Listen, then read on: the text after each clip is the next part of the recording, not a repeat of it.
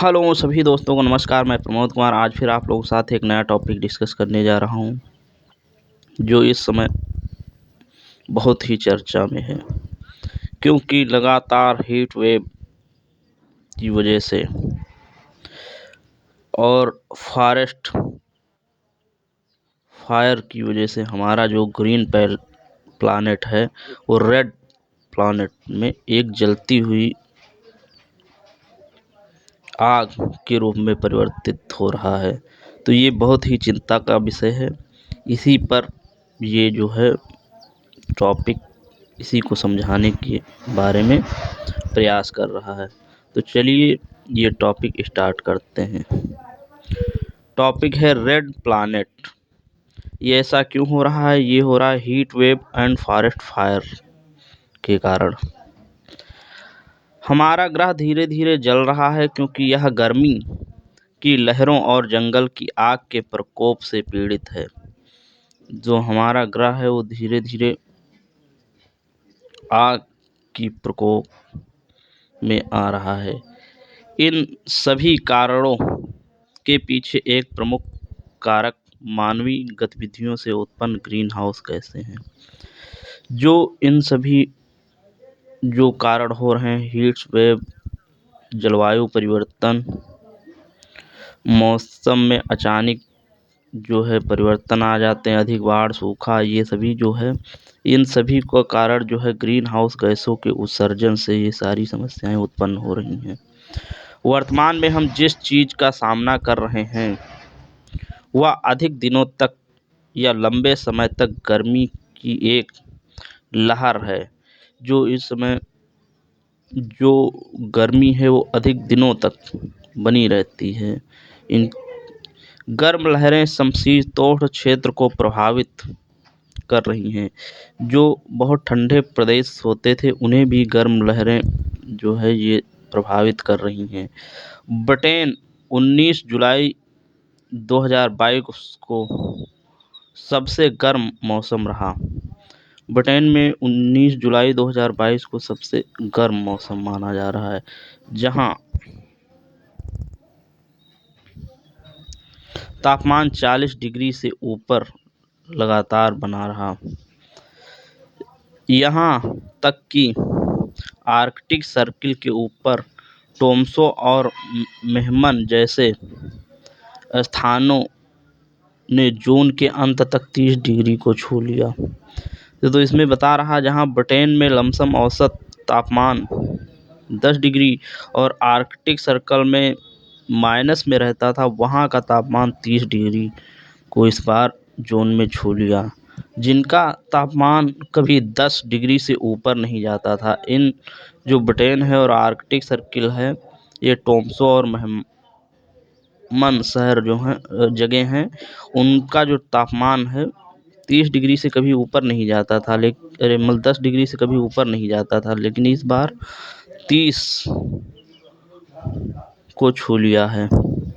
दुनिया का पूर्वी हिस्सा इसी तरह से समस्याओं का सामना कर रहा है। जो पूर्वी हिस्सा है दुनिया का, वो इस तरह की हीट वेव से बहुत ज़्यादा सामना कर रहा है।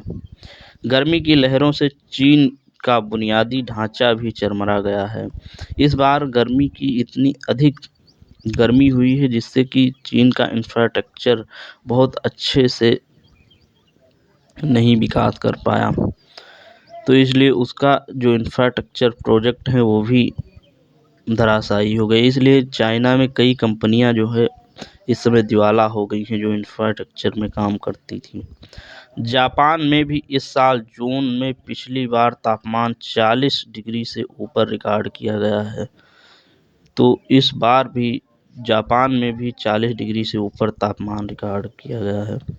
वैज्ञानिकों ने बताया कि गर्मी की लहर पश्चिमी उत्तरी अमेरिका पर प्रचलित उच्च दबाव के गर्मी के गुम्मद के कारण थी।